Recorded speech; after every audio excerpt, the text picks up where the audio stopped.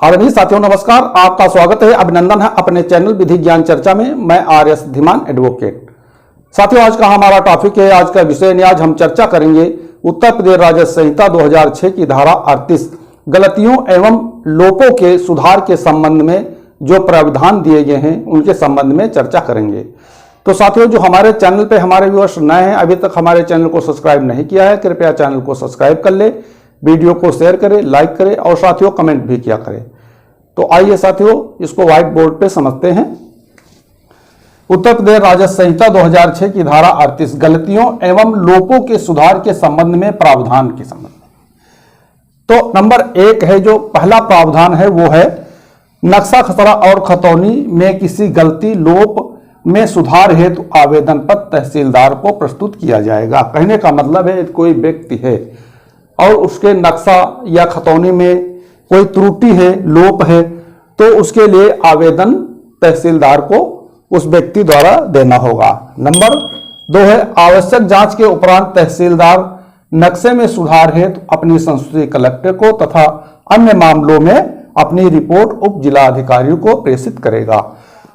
Number 2 जो प्राविधान है उसमें बताया गया है कि आवश्यक जो तहसीलदार है वो आवश्यक जांच करने के उपरांत जो नक्शे में सुधार हेतु है वो अपनी संस्तुति जिलाधिकारी को, अन्य मामलों में वो उप जिलाधिकारी को अपनी रिपोर्ट प्रेषित करेगा। नंबर 3 यानी तीसरा जो प्रावधान है वो है कलेक्टर या उप जिलाधिकारी जैसी भी स्थिति हो आपत्तियों एवं साक्ष्यों के आधार पर आवश्यक निर्णय देगा।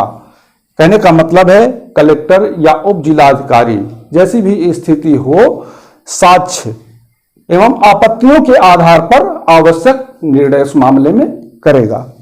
उसके बाद देखते हैं नंबर 4 है कलेक्टर या उप जिलाधिकारी के आदेश के खिलाफ आयुक्त के समक्ष 30 दिनों के भीतर अपील दायर की जा सकती है। आयुक्त का निर्णय अंतिम होगा, अर्थात आयुक्त के आदेश के विरुद्ध कोई निगरानी दायर नहीं की जा सकेगी। इसमें बताया गया है जो चौथा प्रावधान है उसमें बताया गया है कलेक्टर या जिलाधिकारी के आदेश के खिलाफ आयुक्त के समक्ष 30 दिनों के भीतर अपील दायर की जा सकती है। आयुक्त का निर्णय अंतिम होगा, उसमें जो अपील दायर की जाएगी उसमें जो आयुक्त निर्णय देगा वो अंतिम होगा और उस आदेश के विरुद्ध कोई निगरानी दायर नहीं की जा सकेगी। उसके बाद देखते हैं नंबर 5वां प्रावधान है इस धारा के अंतर्गत तीनों अभिलेखों में पाई गई फर्जी या छल साधित प्रविष्टि खारिज की जा सकती है। जो 5वां प्रावधान है वो कहता है कि इस धारा के अंतर्गत तीनों अभिलेखों में नक्शा खसरा और खतौनी में यदि कोई छल साधित या फर्जी प्रविष्टि पाई जाती है तो उसको खारिज की जा सकती है।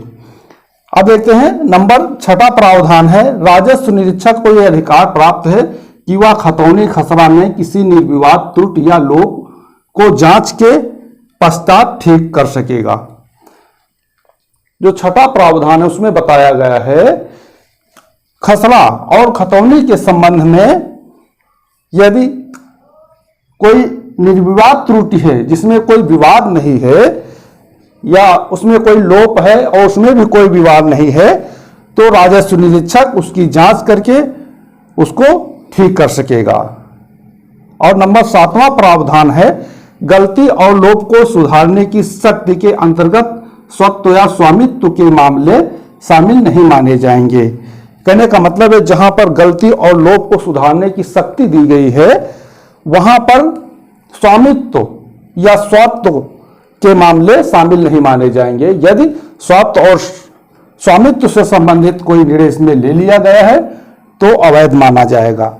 अब 8वां प्रावधान कहता है यदि विवादित भूमि का क्षेत्रफल, इसमें यह बताया गया जैसे कि मान लीजिए कोई विवादित भूमि है उसका क्षेत्रफल 0.253 हेक्टेयर दर्ज है अभिलेख में, तो धारा 38(2) की कार्रवाई के दौरान क्षेत्रफल को घटाकर 0.126 हेक्टेयर करना उचित नहीं होगा जब तक कि संबंधित खातेदार को सुनवाई का अवसर प्रदान न किया जाए। कहने का मतलब है क्षेत्रफल से कोई मामला है जैसे कि कोई गाता है उसका क्षेत्रफल कम या ज़्यादा हो गया है, तो उसको जब तक नहीं दुरुस्त किया जाएगा, जब तक कि उसके जो पक्षकार हैं, जो सह खातेदार हैं, उनको बिना सुनवाई के अवसर के कोई आदेश पारित नहीं किया जाएगा। उसके बाद इसमें बताया गया है कि साथियों, राजस्व संहिता नियमावली 2016 के नियम 36(6) के अधीन यह अपेक्षा की गई है कि दुरुस्ती कागजात की कार्रवाई 45 दिनों के भीतर निस्तारित की जाएगी और ऐसा न करने पर विलंब का कारण अभिलिखित करना आवश्यक होगा। जो साथियों 2016 की नियमावली में नियम 36 की उपनियम 6 के अंतर्गत या 36 नियम 6 के अधीन ये अपेक्षा की गई है कि दुरुस्ती कागजात की कार्रवाई 45 दिनों के अंदर निस्तारित कर दी जाए, और यदि ऐसा नहीं किया जाता है तो उसका विलंब का कारण अभिलिखित करना होगा। कहने का मतलब है, यदि इस प्रकार की कार्रवाई, दुरुस्ती से संबंधित कार्रवाई 45 दिनों के अंदर निस्तारित नहीं कर दी गई है तो निस्तारित न किए जाने का कारण उल्लिखित करना आवश्यक होगा। तो साथियों, आज हमने इस वीडियो के माध्यम से समझा उत्तर प्रदेश राजस्व संहिता 2006 की धारा 38 में गलतियों एवं लोपों के सुधार के संबंध में जो प्रावधान है। तो साथियों, हमें पूरा विश्वास है कि आप इस टॉपिक को पूर्णतः समझ गए होंगे। यदि कहीं पे कोई बात समझ में ना आई हो तो आप फोन के द्वारा, व्हाट्सएप के द्वारा या कमेंट के द्वारा जानकारी प्राप्त कर सकते हैं। तो साथियों, जो हमारे चैनल पे हमारे व्यूअर्स नए हैं, अभी तक हमारे चैनल को सब्सक्राइब नहीं किया है, कृपया चैनल को सब्सक्राइब कर लें, वीडियो को शेयर करें, लाइक करें और साथियों कमेंट भी किया करें। तो साथियों, आज के वीडियो में बस इतना ही। अगले वीडियो तक के लिए नमस्कार।